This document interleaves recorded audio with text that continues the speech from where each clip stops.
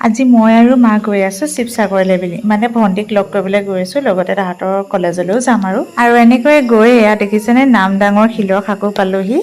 তাৰ পিছতে পালোহি এই ধুনীয়া ৰাস্তাটো এই ৰাস্তাটো সঁচাকৈ ইমান ভাল লাগে ন বিশেষকৈ এই গছ-গছনিখিনি যে মোক খুব ভাল লাগে ইমান ধুনীয়া ছাঁ দি থাকে ধুনীয়া ৰাস্তাটো পাৰ হৈ এয়া ৰংঘৰ পালোহি তাৰ পিছতে ৰংঘৰ পাৰ হৈ আহি পালোহি ভণ্টিৰ ওচৰত তাই আচলতে খুব লৰালৰি হৈ আছে কাৰণ টিউশ্যন যাবলৈ আৰু ইয়াত দেখিছেনে মা বহি একদম কিবা খাই আছে